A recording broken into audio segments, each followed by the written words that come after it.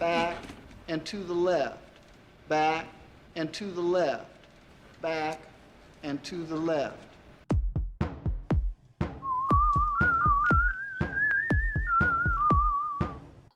2 months ago, I was doing real fab research about Fox Kids, just having a great time, reading interviews, watching 90s TV shows, walking down memory lane, trying not to unearth my repressed trauma. One of the cartoons I covered was the highly acclaimed Bobby's World. I skimmed through a few episodes at random to reacquaint myself with the pace and tone of the show. But one of the episodes I came across threw me for a loop. I was not prepared. Saturday, unleash your imagination with Bobby. What's going on? In case you need a refresher, Bobby's World was created by comedian Howie Mandel, who developed the Bobby character for his unique stand-up routine. And she says to me, well, do you want me to sing to you? And I say, no. Basing your comedy on a persona with a silly voice is so last century. Anyways, if you want the shocking origin of where that voice came from, watch my video about the first year of Fox Kids. To keep our story succinct, Mandel, with the help of his Second City friends Jim Fisher and Jim Stahl, pitched the Bobby character to the Fox network, and then fleshed out a full series centered on the precocious 4-year-old. Fox rolled out its new children's block on September 8th, 1990, and to be honest, most of the shows in the first year of Fox Kids were a bust. Killer Tomatoes and Tom and Jerry Kids had good ratings, but properties like Pigsburg Pigs and Funhouse did not do so hot, and Zazoo U was cancelled almost immediately. But there's a whole separate video on that. The only show outside its syndication to make a splash was Bobby's World, which would end up running for 7 seasons. I think this show's formula clicked with audiences.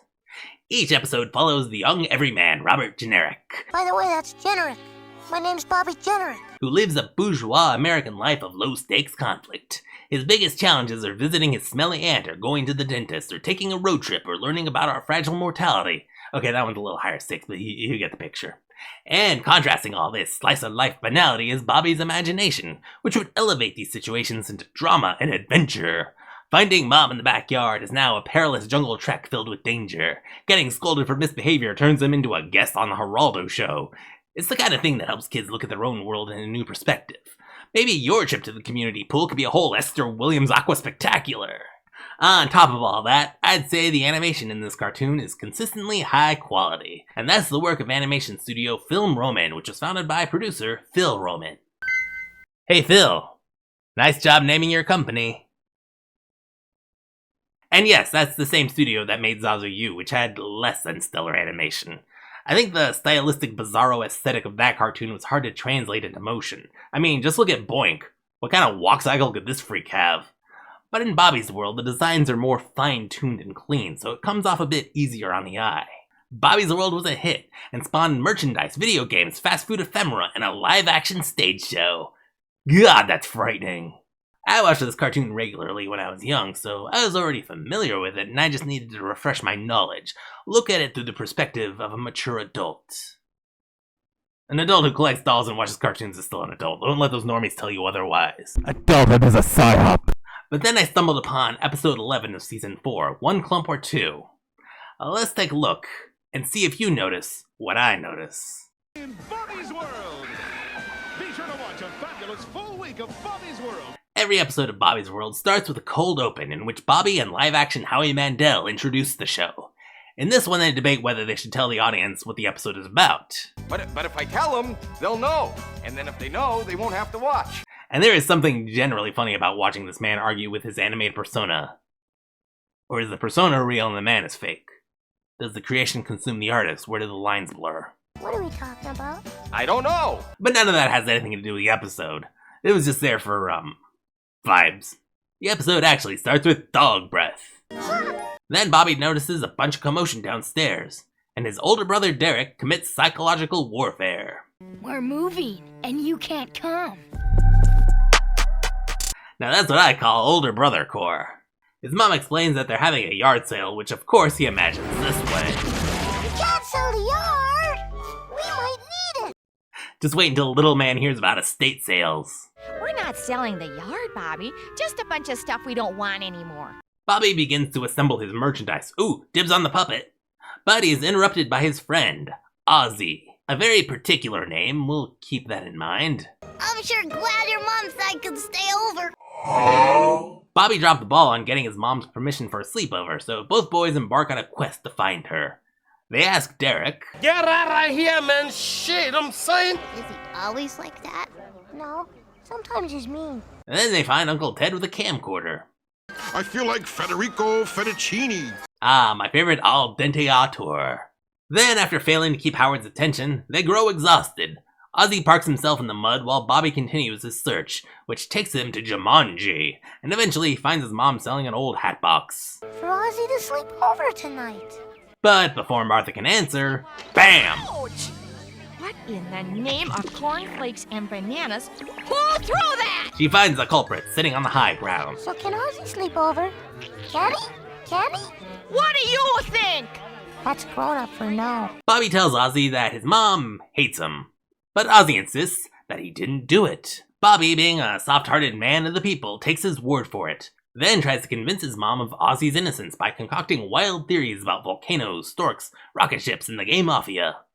Martha ain't buying it, so Bobby goes to evict his unlikely guest, but discovers that Ozzie's parents are already out of town on a romantic retreat, thinking that the Generics had already agreed to take him in. Yeah, great parenting there, by the way. Honey, did you talk to the Generic family? No, but our son said that their son said it was okay. Yeah, good enough for me. Penn Hills awaits us. They won't be back from doing it till tomorrow. The kid knows too much. Meanwhile, Martha discovers that she'd left her beloved Elvis tapes in the hat box she sold, so she's in no mood to deal with Eddie Redmayne. With all hope lost, Bobby and Ozzie join Uncle Ted in watching the video he'd shot, which includes creeping on college girls. Why are men like this? But more importantly, they discover proof that Ozzie had thrown his mud clump away from the house. There must have been a second clump. We're through the looking glass here, people. White is black and black is white. If you're thinking of being my baby, it don't matter what... Wait, what was that about? Oh yeah, Martha pays the headscarf lady $20 to get the hat box back, and once again, evil prospers. Then Bobby convinces his mom to hear him out. He recreates the crime scene and explains that Martha got hit on the left side of her face, while Ozzie was to her right. Well, put a feather in my hat and call me macaroni. Then they see mud clumps flying out from this grassy area and discover... It's Roger! His mom apologizes and explains that sometimes adults make mistakes too. Guess we know who's in charge here now. I heard that! And the episode ends with the boys sharing a room with the guilty party. And then there's a live-action outro where Mandel tries to tell a story, but Bobby distracts him by counting down the remainder of the episode. Also, there's a subplot about Derek and Kelly accidentally selling their cherished childhood items, but that's tangential to what I want to talk about. So let's talk about it. So to review, this guy gets blamed for smacking the mom with a mud clump, but Bobby proves there's a second shooter over in the grassy... Okay, you get the idea. It's the John F. Kennedy assassination.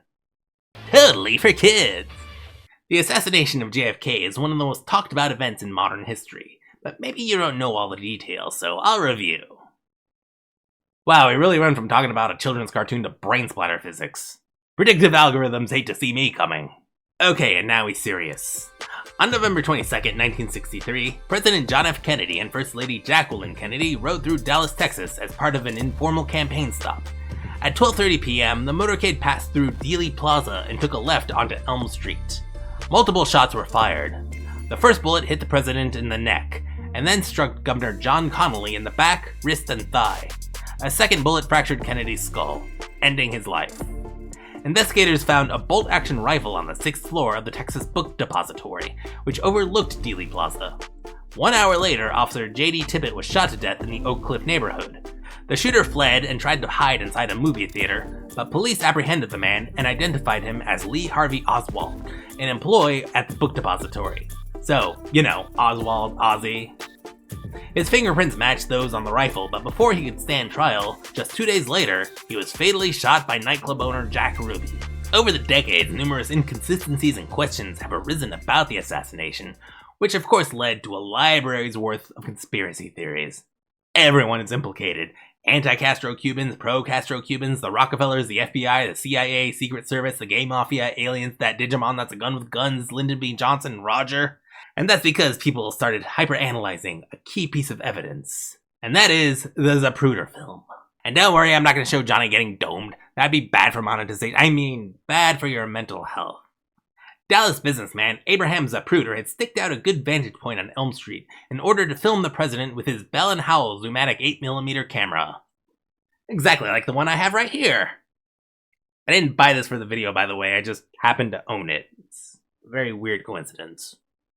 Anyways, he recorded 26 seconds of film that captured the entire assassination. The most contentious detail about the video is that when Kennedy is struck in the skull, his head falls back and to the left. Initial investigations were conducted by the Presidential Commission on the Assassination of President Kennedy. Hey, Lyndon Johnson, great job naming your commission.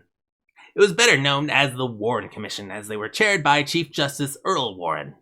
They concluded that Kennedy's head goes backward due to a muscle spasm, and that a bullet wouldn't be able to produce the force necessary to create momentum. However, other ballistic experts have concluded that the splatter of the brains combined with the motion of Kennedy's head indicates that the president was shot from the front.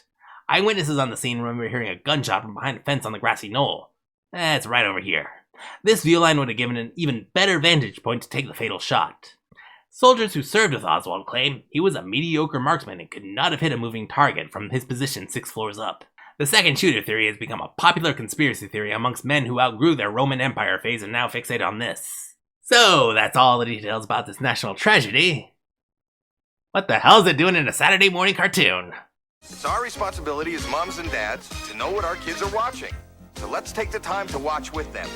Pop culture references in cartoons are nothing new. In the 1940s, Warner Brothers cartoons presented all sorts of allusions to celebrities, songs, and movie lines. I got 1,000,000 of them. And that's because cartoons back then weren't made for kids. They were made for theater audiences of all ages. This dynamic shifted with the advent of television. Early children's TV programs, a lot like children's radio shows, were made just for kids. And this continued on through like the 70s. With the rise of the MTV era, we see a shift back towards referential humor because in the 80s, pop culture was all-consuming, and even the kids' shows began to reflect this. It first shows up in cartoons like Muppet Babies and Tiny Toon Adventures. Hello. Through the years, we'd get even more referential humor like Animaniacs, The Genie from Aladdin, and Eek the Cat, which had parodies of Pulp Fiction and Fatal Attraction. Of course, it was called Fatal Eektraction, so fucking clever. Definitely not something kids would have seen in theaters. Unless they had cool older siblings. Bobby's World had plenty of references to mature content. Die Hard, X-Files, The Naked Gun, BJ Thomas, Sex Lies and Videotape, The Elephant Man. I am not an animal. I am a human being. Walk it off. It was one episode that was essentially the plot of Misery. I go out of my way for you. I tell you I'm your biggest fan. I invite you to sleep over, and what thanks do I get? And then there's this scene where Bobby is trying to draw his mom's silhouette for an art project. He drops the marker and it drains just like in Psycho, and judging by the YouTube analytics, this scene is very popular for some reason. Are you all fapping to Bobby's mom? I'm gonna need you all to just cool it for a bit. That's it. Call a doctor. Pop culture allusions are part of our collective identity. The things that we all experience together that give us an origin point of relatability. But in all of that, I did not expect to see the assassination of John F. Kennedy. Okay, so first, there's another episode of Bobby's World that is similar to this one. Episode 2, also in Season 4. Bobby is upset that Uncle Ted's new girlfriend is taking all his attention, but then he discovers that the lady is a klepto. He tries to tell his parents, but they think he's just spreading lies for attention, until once again, the truth is revealed via videotape. Was this whole series like a subtle advertisement for camcorders or something? So Bobby is proven right, a lot like how things went down in the Mud Clump episode. Basically the same life lesson, but I don't know why they chose to frame the Clump episode around the second shooter theory. I guess there's two possible reasons. One, the movie JFK, directed by Oliver Stone, had just been released a few years earlier, bringing all this back into the public conscious. And two, the assassination of JFK is itself pop culture. It's weird to think of it that way, but it's true. The lexicon, the landmarks, the notable figures, the conspiracy theories have become a sort of in-joke with Americans. How many times have you heard someone refer to the grassy knoll outside of context? I think even if kids didn't understand the references or the jokes, they understood that something bigger was being talked about. And I at least appreciated when the media I consumed when I was a kid treated me with intellectual maturity, because as a kid, you just can't wait to grow up. That was a mistake. But I suppose enough time had passed by 1994 that people could joke about Kennedy's murder on a mainstream network. Seinfeld did a parody of it called The Magic Loogie. But there had to have been a second spitter. The shock had worn off and was now just something in a history textbook. Hell, maybe in a few years there'll be an episode of, I don't know, Bluey, in which Bingo makes a tower of blocks and Bluey accidentally knocks it over with a paper airplane and then she tries to deny that it's her fault because paper can't melt wooden beams. Man, they should let me write cartoons. Is a dry heave a good thing? Watch Bobby's World, weekdays on Fox Kids. Man, I can't see shit out of this thing. Must be broken. Oh well. There are a couple references you may have missed. In my opinion, the lady that bought the hat box looks like the so-called Babushka lady, a mysterious, still unidentified witness who stood closest to the assassination and may have been taking pictures. There's also this establishing shot of the yard sale, where we see Uncle Ted playing with an umbrella.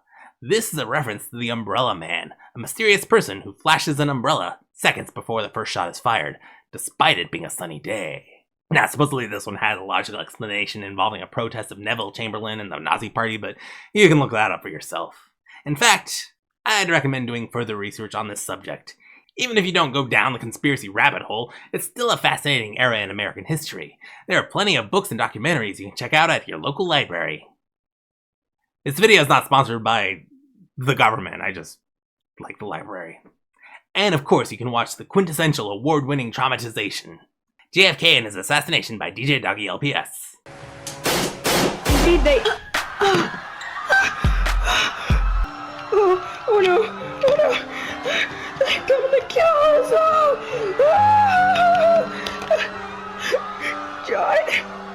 John! 5 stars on Letterboxd, absolute cinema. Oh, and one last little thing of interest. In that live-action outro to the episode, Howie Mandel says this. Bobby, that was great, the way you figured out who threw the stone. I'm guessing that in the original script, the mom was hit by a rock instead of a mud clump. Maybe they changed it because a rock was too violent, and how dare you put violence in your JFK episode? Johnson did it. Hold it! Stop everything! Hi, this is the obscure in editing mode. Ugh, not wearing makeup, don't look at me. But check this out. Okay, the part where Bobby takes his mom over to recreate the crime scene, he's like, Mom, you were standing there. I can't do a Bobby voice. Mom, you were standing there, and Ozzie was sitting over there. Except, he doesn't take his mom to the spot where she was standing. If you look at the original scene, she was standing closer to the house, and Ozzie was totally to her left. And where was Roger in all this? Right there. And Uncle Ted is filming him. So after all these years, I just realized Ozzie totally did it. And he got away with it. Ah! So the moral of the story is, lie your ass off, you might just get away with it. Thanks for watching my video. I hope the real lesson here is to keep filming because you might just capture the truth. Now it's time to pay the YouTube tax. Give me a like, give me a subscribe, give me a break. These videos take forever to make. And check out the abandoned mall that is my old channel, The Obscure Archive. 15-year-old videos, I'm sure those aged well. Until next time, keep those cameras rolling.